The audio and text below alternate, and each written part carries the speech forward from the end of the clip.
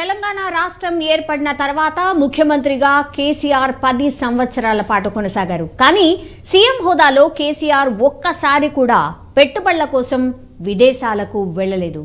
మొదటిసారిగా సీఎం రేవంత్ రెడ్డి తెలంగాణ ముఖ్యమంత్రి హోదాలో విదేశాలకు పెట్టుబడుల కోసం వెళ్తూ ఉన్నారు. ఇప్పటి వరకు కేటీఆర్ మాత్రమే పెట్టుబడుల కోసం విదేశాలకు వెళ్లి వచ్చారు.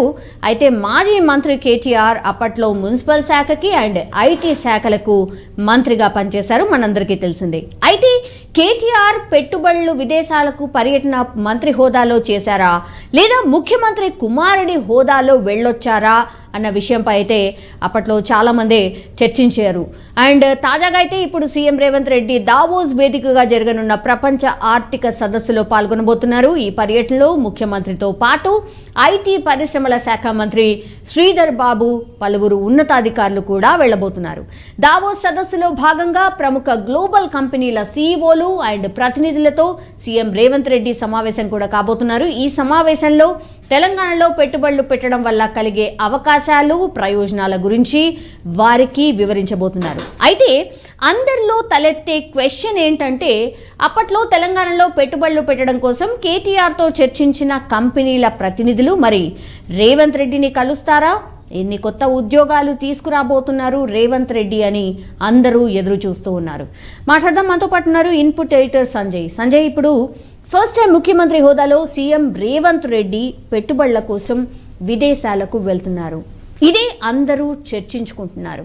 అంటే గతంలో సీఎం కేసీఆర్ ఎప్పుడు వెళ్ళలేదు, బట్ సీఎం హోదాలో Revanth Reddy for the first time తెలంగాణను రిప్రజెంట్ చేస్తూ వెళ్తున్నారు. ఏం ఎక్స్పెక్ట్ చేస్తున్నారు?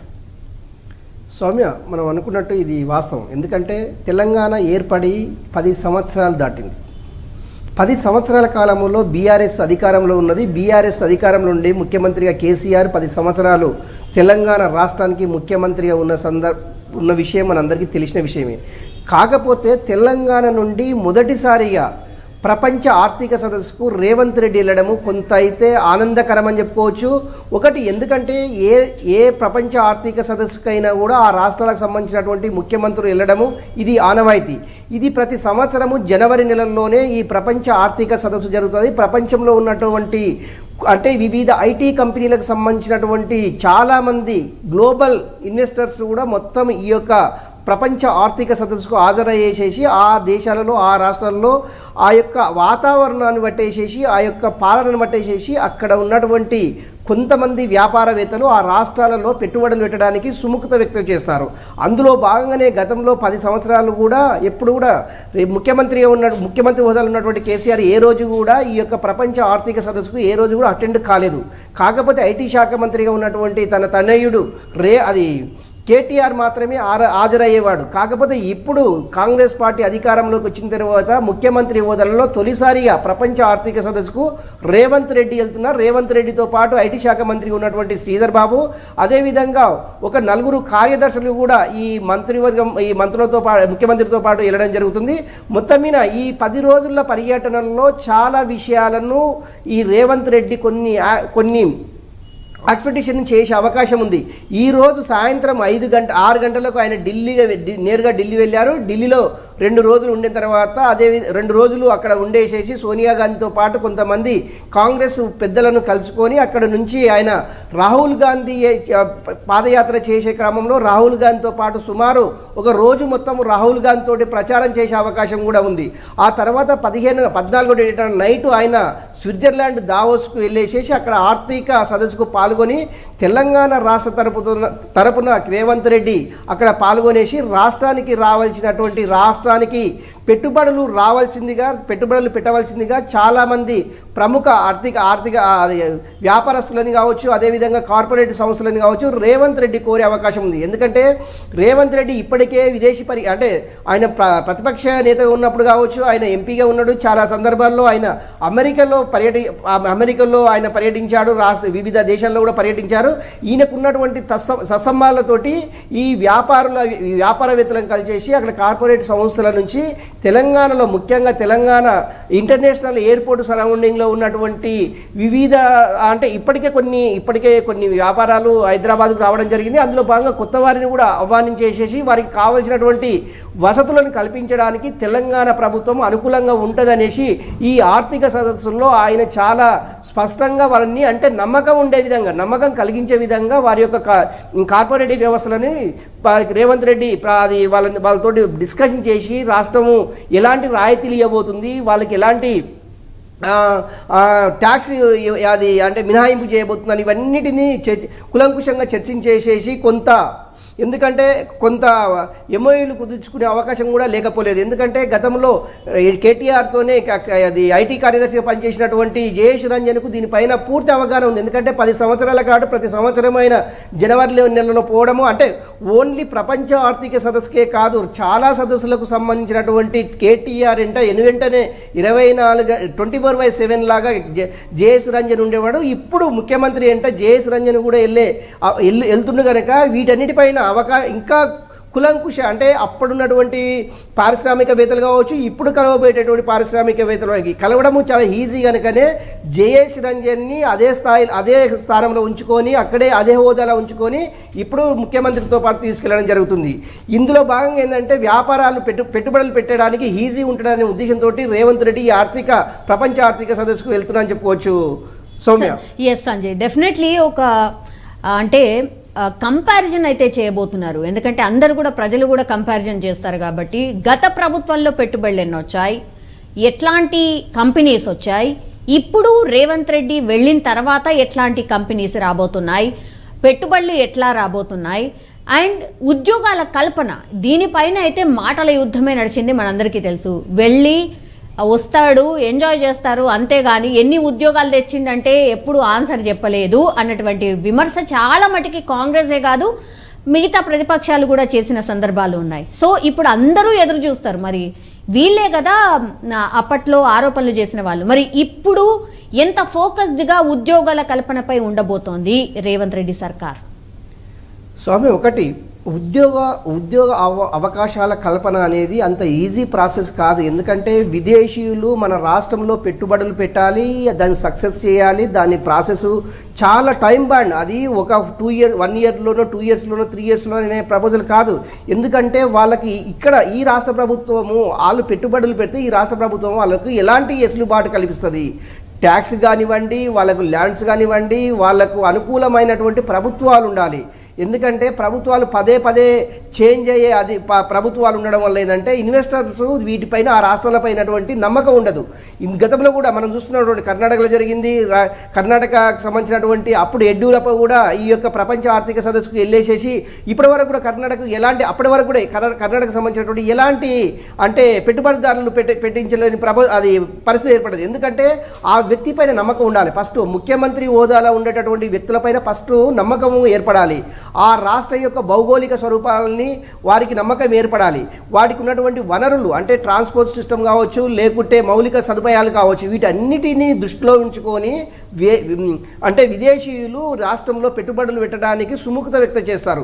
ఇవన్నీ కుదిరిన తర్వాత అప్పుడు ఎంఓ కుదుర్చుకుంటారు తప్ప ఏదో ఆగమేఘాల మీద వచ్చేసి హైదరాబాద్లో తెలంగాణలో పెట్టుబడులు పెడతాము అనేది ఇది అసాధ్యం కాని పని. ఎందుకంటే గతంలో ఉన్నటువంటి ఐటీ శాఖ మంత్రి ఉన్నటువంటి కేటీఆర్ కూడా ఎన్నో సందర్భాల్లో విదేశాల పర్యటన చేసేసి విదేశీయులతోటి సత్సంబంధాలు కొనసాగించుకొని కొన్ని కంపెనీలను రాబట్టారు తప్ప పూర్తి స్థాయిలో తెలంగాణకు అంటే పెట్టుబడులు భారీ సంఖ్యలో వచ్చినాయంటే కూడా ఏం లేదు. ఎందుకంటే వాళ్ళకు ఉన్నటువంటి భౌగోళిక స్వరూపానికి సంబంధించినటువంటి ట్రాన్స్పోర్ట్ సిస్టమ్, ముఖ్యంగా వాళ్ళకు వసతులు అంటే ట్రాన్స్పోర్ట్కి సంబంధించినటువంటి అవకాశాలు చాలా మెరుగ్గా ఉండాలి. ఎందుకంటే మనకు సీ పోర్ట్ అనేది చాలా దూరం. ఎందుకంటే ఎటు చూసినా కూడా 500-600 కిలోమీటర్లకు తక్కువ లేదు. అలాంటి క్రమంలోనే ఓన్లీ ఇక్కడ మనకు చెప్పుకోదగ్గది ఏంటంటే ఇంటర్నేషనల్ ఎయిర్పోర్ట్ ఒకటి తెలంగాణకు ప్లస్ పాయింట్ అని చెప్పుకోవచ్చు. దానివల్ల కూడా కొంత అంటే ట్రాన్స్పోర్ట్ సిస్టమ్ బాగుంటుంది కనుకనే విదేశీ పెట్టుబడులు రావడానికి అవకాశం ఉంటుంది. వీటన్నిటినీ అంటే రాష్ట్రానికి సంబంధించినటువంటి విషయాలన్నిటిని కులంకుశగా అక్కడ పెట్టుబడులు పెడతామనే ఎవరైతే ఇంట్రెస్ట్ చూపుతారో వాళ్ళన్నిటికీ మన తెలంగాణకు సంబంధించిన అంశాలన్నింటినీ వాళ్ళతో చర్చిస్తే వాళ్ళు మనకు పెట్టాలని ఒకవేళ నమ్మకం కలగాలి తప్ప వాళ్ళు ఏదో మనం వెళ్ళంగానే చెప్పడము, వాళ్ళ మెమోంట్ ఇవ్వడము, వాళ్ళు డిస్కషన్ చేయడము పెడతారనే ప్రపోజల్ అయితే కనుచూపు మేరలో లేదని చెప్పుకోవచ్చు. ఎందుకంటే ఇప్పుడు ఆర్థిక వ్యవస్థ ప్రపంచ దేశాలు ఆర్థిక వ్యవస్థలో కొట్టుమిట్టాడుతున్న పరిస్థితి. ఎప్పుడైతే కరోనా స్టార్ట్ అయిందో అప్పటి నుంచి ఇప్పటి వరకు కూడా ప్రపంచ ఆర్థిక వ్యవస్థ గందరగోళంగా ఉంది. ఓన్లీ అది దేశం మన దేశమా మన రాష్ట్రం అని కాదు, ప్రపంచ దేశాలే ఆర్థిక వ్యవస్థలో కొట్టుమిట్టాడుతున్న పరిస్థితి. అలాంటి క్రమంలోనే తెలంగాణకు పెట్టుబడులు రాబట్టడం అంత ఈ ఆశమైన అది అంత ఈజీ కాదని చెప్పుకోవచ్చు. అందులో భాగంగా ఇప్పుడు రేపు 15వ డేట్ నాడు రేవంత్ రెడ్డి ప్రపంచ ఆర్థిక సదస్సులో ఏం ప్రసంగిస్తారు, ప్రపంచ దేశాల్లో వచ్చినటువంటి ఆర్థికవేత్తలను ఏ విధంగా ఆయన మోటివేట్ చేయగలుగుతాడు, ఆయన అసలు తెలంగాణ మోటో ఏంది, ఇవన్నీ వాళ్ళు కులంకషంగా చర్చించిన తర్వాతనే పెట్టుబడులకు సంబంధించిన అంశము చర్చకు వచ్చే అవకాశం ఉంది. నిజంగా ప్రపంచంలో చాలా దేశాలు పెట్టుబడులు పెట్టించుకునేందుకు చాలా దేశాలు ప్రయత్నం చేస్తున్నాయి. అందులో భాగంగా తెలంగాణ రాష్ట్రం కూడా ప్రయత్నం చేస్తుంది. ఎంతవరకు ఏ మేర సక్సెస్ సత్ఫలితాలు ఇస్తాయి అనేది వేచి చూడాలి. ఒకటి ఉద్యోగ అవకాశాల కల్పనకు సంబంధించిన అంశం అయితే పెట్టుబడులు రావాలి, వాళ్ళు ఇక్కడ దీని అగ్రిమెంట్ అది ఎంఓస్ కుదుర్చుకోవాలి. కుదుర్చుకున్న తర్వాత ఇక్కడ ఉన్నటువంటి ఈ తెలంగాణ ప్రభుత్వం వాళ్ళకి ఎక్కడ ల్యాండ్ కేటాయిస్తుంది, అది ఎన్ని సంవత్సరాల వరకు ఉంటుంది, దానికి ఉన్నటువంటి వెసులుబాటు ఏంటి, ఇవన్నిటినీ కులంకుశం చర్చించిన తర్వాతనే ఇక్కడ ఉపాధి హామీలకు సంబంధించిన ఉపాధి ఉద్యోగాలకు సంబంధించినటువంటి హామీలు తెలంగాణ ప్రభుత్వము అప్పుడు నిరుద్యోగులకు కల్పించేటటువంటి సుమారుగా ముఖ్యమంత్రి రేవంత్ రెడ్డి గతంలో చాలా సందర్భాలు చెప్పారు 2 లక్షల ఉద్యోగాలు కల్పిస్తామనేసి. నిజంగా ఇలాంటి విదేశీ పెట్టుబడులు వచ్చినట్లయితే 2 లక్షలు కాదు కదా 3-4 లక్షల ఉద్యోగాలు కూడా కల్పించడంలో ఎలాంటి సందేహం లేదని చెప్పుకోవచ్చు. సౌమ్య. సంజయ్, ఇప్పుడు జనరల్లీ రేవంత్ రెడ్డి గారి గురించి ఎవరికైనా తెలిసిన వాళ్ళు ఏమంటారంటే ఆయన బ్యాక్గ్రౌండ్ వర్క్ పక్కాగా చేసుకొని ఉంటారు అని. సో ముఖ్యమంత్రి అయిన తర్వాత ఏమేం చేయాలి అనేది డెఫినెట్లీ ఒకటి బ్యాక్గ్రౌండ్ వర్క్ అయితే చేసుకొని ఉన్నారు. మనం సమీక్షలు కావచ్చు, లేదంటే ఆదేశాలు ఇస్తున్న తీరు కావచ్చు, మనం అబ్జర్వ్ చేస్తూనే ఉన్నాం. సో విదేశీ పర్యటనకు వెళ్ళినప్పుడు కూడా డెఫినెట్లీ ఒక బ్యాక్గ్రౌండ్ వర్క్ అయితే చేసుకొని ఉంటారు. సో అది ఇంప్లిమెంటేషన్ ఎంత వరకు చేయబోతున్నారు అండ్ ఎంత వరకు సక్సెస్ అయ్యే అవకాశం కనిపిస్తుంది సంజయ్? స్వామి, ఒక యాక్షన్ ప్లాన్ అయితే తయారైంది. ఏంటి అంటే ప్రపంచ ఆర్థిక సదస్సుల్లో ఎవరెవరిని కలవాలి ఫస్ట్ అంటే ముఖ్యంగా హైదరాబాదులో ఇన్వెస్ట్ చేయాలని ఇంట్రెస్ట్ ఎలాంటి కంపెనీలకు ఉంది, ఎలాంటి ఇన్వెస్టర్స్ ఉంది అనేసి ఫస్ట్ వీళ్ళు ఐడెంటిఫికేషన్ చేసిన తర్వాత ఎవరైతే ఇంట్రెస్ట్ చూపిస్తారో ముందుగా వాళ్ళని కలిసి వాళ్ళతోటి డిస్కషన్ చేసి, ఎందుకంటే మనకు చాలా కొంత ఎక్స్పీరియన్స్ అంటే గతంలో చాలా ఈ 10 సంవత్సరాల కాలంలో చాలా సందర్భాల్లో విదేశీ పర్యటనలో ఉన్నటువంటి ఐఏఎస్ అధికారి జయేష్ రంజన్కు దీనిపైన పూర్తి గ్రిప్ ఉంది. అందులో భాగంగానే రేపు ముఖ్యమంత్రి వెళ్ళేటటువంటి వ్యక్తుల్లో జయేష్ రంజన్ కూడా ఒక పర్సన్ కనుక రేపు పెట్టుబడిదారులతో మాట్లాడడానికి కానీ వాళ్ళతో డిస్కషన్ చేసే విషయం ఏదైనా ఉంది అంటే ఈ కొద్దిగా ఈజీ అయ్యే అవకాశం ఉంది. ఇంకొకటి ఏంటంటే రేవంత్ రెడ్డికి ఇప్పటికీ విదేశాల్లో చాలా సందర్భాల్లో ఆయన చాలా ప్రోగ్రాంలలో పార్టిసిపేట్ చేయడం జరిగింది. ఆయన ప్రతిపక్ష నేత ఉన్నటువంటి చాలా కంట్రీలలో పార్టిసిపేట్ చేయడం జరిగింది. ఈయనకు చాలా అంటే ఇన్వెస్టర్లతో పెట్టుబడిదారీ వ్యవస్థలతోటి రేవంత్ రెడ్డికి ఉన్నటువంటి పరిచయాలు చాలా అమోఘం అని చెప్పుకోవచ్చు. అందులో భాగంగానే విదేశీ పెట్టుబడులు తెలంగాణకు రాబట్టుకోవడానికి రేవంత్ రెడ్డి కృషి ఫలిస్తుందనేసి మనం అనుకోవచ్చు. ఎందుకంటే రేవంత్ రెడ్డికి ఉన్నటువంటి యాక్సెస్ అలాంటిది. ఎందుకంటే అమెరికా, ఆస్ట్రేలియా, స్విట్జర్లాండ్, బ్రిటన్ ఇలాంటి అంటే పెద్ద పెద్ద దేశాలకు సంబంధించినటువంటి పారిశ్రామికవేత్తలు కావచ్చు, అదేవిధంగా కార్పొరేట్ సంస్థలకు సంబంధించినటువంటి సిఇఓలు కావచ్చు, ఎవరేమైనా ఇవి రేవంత్ రెడ్డికి చాలా దగ్గర సంబంధాలు ఉంటాయి అనేసి చాలా సందర్భాల్లో మనం చెప్పుకున్నటువంటి అంశం. ఇప్పటికి కూడా ఆక్స్ఫర్డ్ యూనివర్సిటీకి సంబంధించినటువంటి వాళ్ళు కావచ్చు, రకరకాల విదేశీకి సంబంధించినటువంటి యూనివర్సిటీ వ్యక్తులు కావచ్చు, రేవంత్ రెడ్డి ముఖ్యమంత్రి అయిన తర్వాత రెగ్యులర్గా విదేశీకి సంబంధించినటువంటి వ్యక్తులు కలుస్తూ వాళ్ళకు ఉన్నటువంటి ఎసులుబాటు తెలంగాణలో మేము ఎలాంటి సేవా కార్యక్రమాలు ఇక్కడ చేయాలి, ఎలాంటి ఇన్వెస్టర్స్ ఇక్కడ చేయాలి అనేసి ఆల్రెడీ ఇక్కడ ప్రపోజల్స్ వస్తున్నాయి. వాళ్ళకి సంబంధించినటువంటి డిస్కషన్ ఈ వారం రోజుల నుండి విదేశాలకు సంబంధించినటువంటి వ్యక్తులతోటి రేవంత్ రెడ్డి బిజీగా గడపడం జరిగింది. అందులో భాగంగానే ఈరోజు ఆయన ఢిల్లీ బయలుదేరి వెళ్ళాడు. రేపు 14వ డేట్ నాడు నైటు దావోస్కు బయలుదేరి వెళ్తారు. ఆ 3 రోజుల పాటు దావోస్ అంటే ప్రపంచ ఆర్థిక సదస్సులో పాల్గొని మళ్ళీ 3 రోజులు లండన్ వెళ్ళేసి మొత్తం 10 రోజుల పర్యటన ముగించుకొని ఆయన 18వ డేట్ నాడు లేకుంటే 19వ డేట్ నాడు సాయంత్రం హైదరాబాద్కు వచ్చే అవకాశం అయితే కనిపిస్తుంది. మొత్తం మీద ఈ 10 రోజుల పర్యటనలో రేవంత్ రెడ్డి ఢిల్లీలో ఒక 2 రోజులు, తర్వాత 8 రోజులు విదేశీ పర్యటనలో ఉంటారని చెప్పుకోవచ్చు. Soumya. Yes, all right Sanjay. మొత్తం మీద అది సీఎం హోదాలో కేసీఆర్ ఒక్కసారి కూడా పెట్టుబడుల కోసం విదేశాలకు వెళ్లలేదు. మొదటిసారిగా సీఎం రేవంత్ రెడ్డి తెలంగాణ ముఖ్యమంత్రి హోదాలో విదేశాలకు